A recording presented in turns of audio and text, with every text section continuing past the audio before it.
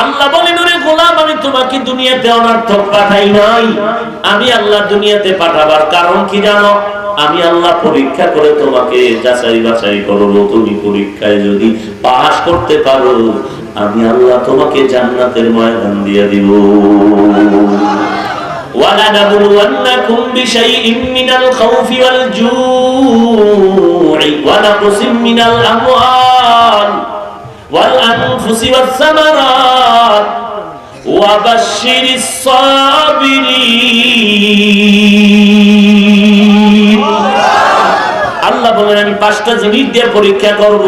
মিনাল খাউফি ওয়াল জুই ওয়া নাকসিম মিনাল আমওয়ালি ওয়াল আনফুসি ওয়াস সামারাত। এই পরীক্ষায় যদি পাস করতে চাও, একটা পুঁজি লাগবে। ওই পুঁজির নাম হলো ধৈর্য। ওই পুঁজিটার নাম কি? আর যারা বলেন ধৈর্যের এত দাম, এত দাম। আল্লাহ কোরআনে বলেন, ধৈর্য ধারণকারীদেরকে বিনা হিসাবে আল্লাহ জান্নাত দিয়ে দিবেন। সুবহানাল্লাহ, আওয়াজ নেই। বিনা হিসাবে ধৈর্য ধারণকারীকে আল্লাহ জান্নাত দিবেন। ইন্নামা ইউওয়াফাস সাবিরুনা আজরাহুম বিগাইরি হিসাব।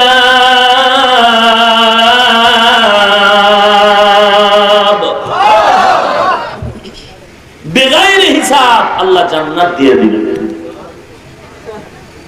আসেনি আমাদের ভেতরে ধৈর্য? কথা বলেন না কেন? আছে? জুমার দিন মসজিদে যায়, শেষে বেরোয় আগে। আসেনি টাটকা মুসলিম? মসজিদে ঢুকলো, সবার শেষে বের হয়ে গেল, আগে বাড়ি নিয়ে দেখে আর একজনের জোতা নিয়ে হাজির। আছে না? আছে কোন ধৈর্য? ইমাম সাহেব যদি লম্বা কেরাত লয়, চান্দি গরম হয়ে যায়।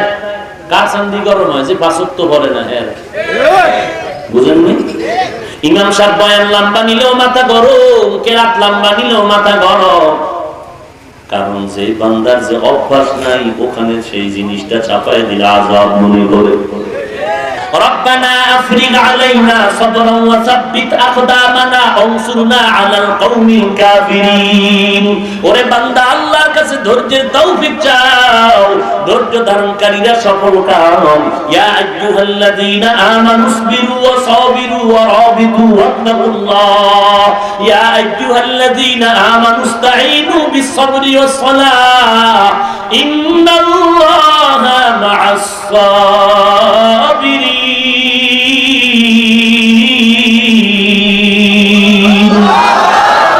আল্লাহ বলেন, 4 গুণওয়ালা মানুষ জান্নাত পাবে। এর ভিতরে 4 গুণওয়ালা মানুষ জান্নাত পাবে, আর বাকি সব মানুষ জাহান্নামে যাবে। ওয়াল আসরি ইন্নাল ইনসানা লাফি খুসর ইল্লাল্লাযীনা আমানু ওয়া আমিলুস সালিহাত ওয়া তাওয়াসাউ বিল হক ওয়া তাওয়াসাউ বিস সাবর।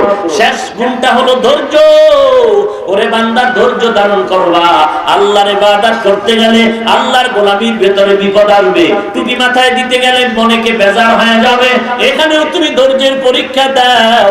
টুপি মাথায় দিলে মাথা গরম হওয়ার মতো কিছু মুসিবত এসে যাবে। এরপর টুপি ফালানো যাবে না, দাড়ি ফালানো যাবে না, বেপরদায় চলা যাবে না, কারো হক নষ্ট করা যাবে না, গরিব এতিমকে ঠকানো যাবে না, মা বাবার সাথে বেয়াদবি করা যাবে না, রাসূলের তরিকা বাদ দেয়া যাবে না। রিজিকের মালিক আল্লাহ, সম্মানের মালিক আল্লাহ, হায়াতের মালিক আল্লাহ। তোমাকে বলি না তুমি আজকে পাগড়ি লাগায় বড় হুজুর হইয়া যাও। না না, তোমাকে বিবেকের আদালত থেকে জবাব চাই। তোমার মতো যুবক, RAB, army, police, BDR, doctor, professor, engineer, সাংবাদিক, সাহিত্যিক, কবি, উকিল, ব্যারিস্টার, স্কুল কলেজের ছাত্র, শ্রমিকের কাজ করে, ড্রাইভারি করে, যুবক আমাদের মতো হুজুর না। এই রকম তোমার মতো যুবক দাড়িওয়ালা নামাজি মিথ্যা বলিও না, আছে না নাই? তুমি কেন পারবা না? ফাইনাল কথা, তোমার কপাল পুড়ে গেছে। তওবা না করা পর্যন্ত পরা কপালে জোড়া লাগবে না। এরে নবীর উম্মতের দল, আজকে নেতার বিরুদ্ধে কথা বললে মনে কষ্ট পাও, দলের বিরুদ্ধে বললে কষ্ট পাও, পীরের বিরুদ্ধে নাম নিয়ে বললে কষ্ট পাও, মা বাবার বিরুদ্ধে বললে কষ্ট পাও। আল্লাহর মহব্বত নিয়ে আশিক রাসূল জবাব দাও। তোমার মা বাবা, তোমার নেতা নেত্রী, তোমার দল, তোমার পীর, তোমার বাবা, তোমার ভাইয়ের থেকে রাসূলের সম্মান কম? যদি বলো না বেশি, তাহলে তুমি বাবার পক্ষে লাঠি মিছিল করো, নেতার পক্ষে লাঠি মিছিল করো, পীরের পক্ষে লাঠি মিছিল করো। যেই মানুষ রূপী কুত্তাটা বলল আমার নবীর দাড়ি ছাগলের দাড়ির মতো হয়ে গেল, যেই মানুষ রূপী জানোয়ারটাই বলল মুহাম্মদ নবী যৌবনের তারা একাধিকবার বিবাহ করেছে, ওরে আশিকের রাসূল একটু জবাব দাও, ওই বেঈমানের ফাঁসির দাবি নিয়ে কয়দিন লাঠি মিছিল করেছো? যদি বলো করি নাই, আমি ডিক্লার দিয়া গেলাম তুমি এই জমিনের তাজা নবীর দুশমন মুনাফিক। জান্নাত তো সহজ, কোন চলে পড়েছে। সুদের সাথে জড়িত হয়েছো, আল্লাহর কসম, আল্লাহর কসম, আল্লাহর কসম, সুদের টাকায় যারা ব্যবসা করো, কেউ কি জানো না তুমি তোমার আপন মায়ের সাথে জিনা করতেছো? মিথ্যা বলছি? তুমি কি এত বেলাজা হয়ে গেছো, বেহায়া হয়ে গেছো যে মায়ের সাথে জিনার সমান গুনাহ কামাই করতেছো? তুমি তো মুসলমান, তুমি নবীর আশিক, এই ভয়টা তো তোমার থাকা দরকার। নিম্ন হলেও এই জমিনে সুদ ছাড়া কি বড় লোক নাই? এই জমিনে সুদ ছাড়া কি কোনো চাকরিজীবী নাই? এই জমিনে হারাম টাকা ছাড়া কি বিল্ডিং ওয়ালা নাই? তুমি কেন পারবা না রে বাবা? মনে রাখো, কোরআন হাত দিয়ে পড়ো, মোবাইলে বাংলা কোরআন মাঝে মাঝে পড়ো, তরজমা করো, বাংলা কোরআন ডাউনলোড করো। সূরা বাকারার ভেতরে আছে, শুরু দিয়ে তাকাও সুদের কি পরিণাম ফল। 1000 বার বাইতুল্লাহ হজ করবি, কবুল হবে না। 10 তলা মসজিদ বানাবি, কবুল হবে না। 10 কোটি টাকা দান করবি, সুদের খাতায় নাম থাকা পর্যন্ত সওয়াব হবে না। তওবা না করে যদি কবরে যাও, আল্লাহর সিদ্ধান্ত চিরস্থায়ী জাহান্নামী। তওবা না করা পর্যন্ত উপায় নাই। আর মায়ের সাথে জিনার গুনাহ হচ্ছে রে মুমিন, আল্লাহর কাছে কান্না করো, আল্লাহ তুমি আমাকে মাফ করে দাও, আমার মতো জাহান্নামের আসামি কেউ নাই। আমার অপরাধের খবর আমার মাও জানে না, বাবাও জানে না, ভাই জানে না। ও আল্লাহ তুমি জানো, জানার পরেও তুমি রাগ করিয়া পানি বন্ধ করো নাই, বাতাস বন্ধ করো নাই, খানাও বন্ধ করো নাই। আয় আল্লাহ বুঝতে পারি না, মাফ করে দাও। ওরে আল্লাহর বান্দা যদি চোখের পানি ছেড়ে ক্ষমা চাও, আল্লাহ মুহূর্তে সব গুনাহগুলো মাফ করে দিবে। ওরে পর্দার আড়ালের মা, ও কলিজার টুকরা যুবক বন্ধুরা, আজকে কোথায় তোমার যৌবন চলে গেল? কোথায় তোমার চরিত্র চলে গেল? কোথায় তোমার মাথার ব্রেন চলে গেল? কোথায় তোমার চেহারার নূর লাবণ্যতা চলে গেল? এই গজবের মোবাইল দিয়ে জীবনটারে শেষ করে ফেলেছো। না লেখাপড়া ভালো করতেছো, নকল ছাড়া পাস করো না। আমি তো চিৎকার করে বলি, যারা নকল করে পাস করলো, পরীক্ষা দিল, আল্লাহর কসম এরা বিদ্যাচর, বিদ্যাচর, বিদ্যাচর। বিদ্যার মতো পবিত্র জিনিস যারা চুরি করবে, এরা আর কি চুরি না করবে? কথা বল না কেন? বিদ্যার মতো পবিত্র জিনিস যারা চুরি করবে, এদের লাইনে আর চুরির কোন রাস্তাটা বাদ থাকবে? আল্লাহ আপনি হেদায়েত দান করুন, আমিন। আপনারা কি ভাবতেছেন আমি আপনাদের সাথে দুশমনি করে কিছু বলছি? টার্গেট একটাই, আমরা জান্নাত চাই, জাহান্নাম থেকে বাঁচতে চাই।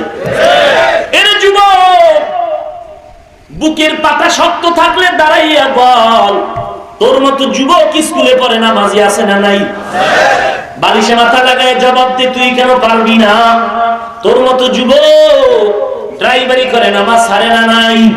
তুমি কেন পারবা না? মনের প্রশ্ন করো। তোমার মতো যুবক আজকে দেখো রেবের চাকরি করে, 5 ওয়াক্ত নামাজি আছে না নাই? এমপি মন্ত্রী নামাজি আছে না নাই? তুমি কেন পারবা না? মনের প্রশ্ন করে জবাব দাও। কয়দিন আর বাহাদুরি করবা? বাসের নিচে লাশ আর লাশ, পানির ভেতরে লাশ আর লাশ, ঘুমের বিছানায় লাশ আর লাশ। কয়দিন আর বাহাদুরি করবা? তাজা তাজা প্রাণগুলো চলে যাচ্ছে রে বাবা। হঠাৎ ভালো, হঠাৎ নাই, অসুস্থ হঠাৎ মরে গেল। অতএব মৃত্যুর আগে তওবা করে নাও। গলায় ছুরি আসবে, চাকরি থাকার চাকরি রিজিক দিবে আল্লাহ, সম্মান দিবে আল্লাহ।